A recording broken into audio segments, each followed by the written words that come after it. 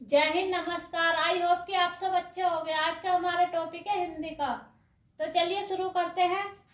प्रश्न है हमारा, कनिष्ठिका और माध्यमिका के बीच की उंगली को क्या कहते हैं? तो क्या कहते हैं? अनामी, अनामिका, अनामिका या अनामिका? तो क्या कहते हैं इसे? अनामिका। आगे बात करते हैं अगले प्रश्न पर। जिसके पेट में रस्सी बांधी हो उसे कहते हैं? तो उसे क्या कहते हैं जिसके पेट में रस्सी बांधी हो? दामाद, दामादितर, दाम या दामोदर? तो उसे कहेंगे हम दामोदर। आगे बात करते हैं अगले प्रश्न पर। पीछे पीछे चलने वाला वाक्यांश के लिए एक शब्द है।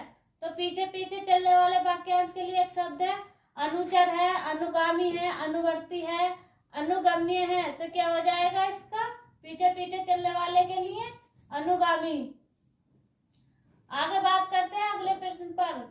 जिसकी कोई कीमत ना हो सके तो उस वाक्यांश के लिए एक शब्द क्या होगा? कीमती होगा, अमूल्य होगा, बहुमूल्य होगा, उपयुक्त में से कोई नहीं है। तो क्या हो जाएगा इसका? जिसकी कोई कीमत ना हो सके, अमूल्य। आगे बात करते हैं अगले प्रश्न की।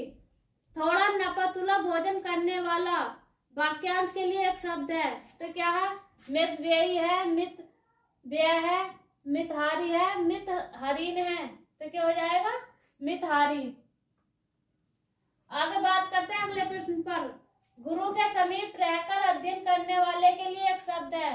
तो गुरु के समीप रहकर अध्ययन करने वाले के लिए क्या कहेंगे हम? शिष्य कहेंगे, आश्रमवासी कहेंगे, विद्यार्थी कहेंगे, अंतेवासी कहेंगे। तो क्या हो जाएगा इसका? अंतेवासी। आगे बात करते हैं अगले प्रश्न पर। जिसके हृदय पर आघात हुआ हो वाक्यांश के लिए एक शब्द है। तो उसे क्या कहेंगे जिसके हृदय पर आघात हुआ हो? मर्माहित कहेंगे, मर्माहत कहेंगे, मर्माहुत कहेंगे, मर्माहुत कहेंगे। तो क्या कहेंगे? मर्माहत। आगे बात करते हैं अगले प्रश्न पर। जो अपने पद से हटाया गया हो उसके लिए एक उपयुक्त शब्द होगा। तो उसके लिए क्या उपयुक्त शब्द होगा? पदभ्रष्ट होगा, पदावध होगा, पदानुग्रत होगा, पद उचित होगा। तो क्या होगा? पद उचित। आगे बात करते हैं अगले प्रश्न की। जिसकी पूर्व से कोई आशा न हो वाक्यांश के लिए एक शब्द होगा। तो क्या होगा? प्रत्याशित होगा, अप्रत्याशित होगा, अप्रत्याशित होगा, अप्रत्याशित होगा। तो क्या होगा? अप्रत्याशित। आगे बात करते हैं अगले प्रश्न की। पति युक्त स्त्री को एक शब्द में क्या कहते हैं? तो क्या कहते हैं? दंपति कहते हैं, जोड़ी कहते हैं, सदवा कहते हैं या पति पत्नी कहते हैं? तो क्या कहते हैं? सदवा। उम्मीद है कि आप सबको समझ में आया होगा और आगे देखते हैं। यहीं पर हम आगे बात करते हैं अगले प्रश्न की। गोबर का तत्सम रूप है। तो गोबर का तत्सम रूप क्या है? गोबर है, गोमे है, गड़बड़ है, गुब्बार है। तो क्या हो जाएगा? गोमे। आगे बात करते हैं अगले प्रश्न की। पण का तद्भव शब्द है। तो पण का तद्भव शब्द क्या है? पत्र है, पण है, पन्ना है, पत्रा है। तो क्या हो जाएगा? पण का तद्भव शब्द पत्र। आगे बात करते हैं अगले प्रश्न की। अंगीठी का तत्सम है। तो अंगीठी का तत्सम क्या है? अग्नि का है, अग्निष्टि का है, अग्निष्टि का है या अग्निष्टि का है। तो क्या हो जाएगा? अग्निष्टि का। आगे बात करते हैं अगले प्रश्न की। इनमें से तद्भव है। तो इनमें से तद्भव कौन सा है? बानर है, बंदर है, पावक है, पर्यक है। तो इसमें कौन सा हो जाएगा तद्भव? बंदर। तो तत्सम है बंदर का, बानर, और पावक है आग का, और पर्यक है पलंग का। आगे बात करते हैं अगले प्रश्न की। खाट का तत्सम है। तो खाट का तत्सम क्या है? खटवा है, खाटवा है, खाटव है, खटिया है। तो खाट का तत्सम क्या हो जाएगा? खटवा। आगे बात करते हैं अगले प्रश्न पर। पनही का तत्सम रूप है। तो पनही का तत्सम रूप क्या है? ताबुल है, पढ़ है, पढ़ी है, उपनय है। तो क्या हो जाएगा? उपनेहा। आगे बात करते हैं अगले प्रश्न की। दाहिना का तत्सम रूप है। तो दाहिना का तत्सम रूप क्या है? दक्षिणीय है, दक्षिण है, दक्षिणा है, बाई है। तो दाहिना का तत्सम क्या हो जाएगा? दक्षिण। आगे बात करते हैं अगले प्रश्न की। सुई का तत्सम रूप है, तो सुई का तत्सम रूप क्या है? सूजी है, सुई है, सूची है, सूचक है, तो क्या हो जाएगा? सुई का सूची। आगे बात करते हैं अगले प्रश्न की। ओष्ठ किस श्रेणी का शब्द है? तो ओष्ठ किस श्रेणी का शब्द है? तद्भव है, तत्सम है, देशज है, विशेषी है, तो कौन सा हो जाएगा? तद्भव। आगे बात करते हैं अगले प्रश्न पर। उपटन का तत्सम शब्द है, तो उपटन का तत्सम शब्द क्या? ऊर्ध्ववर्तन है, उपलेपन है, उपलेपन उपहलेपन है, ऊर्ध्वतन है, तो क्या हो जाएगा? ऊर्ध्वतन है। आगे बात करते हैं अगले प्रश्न की।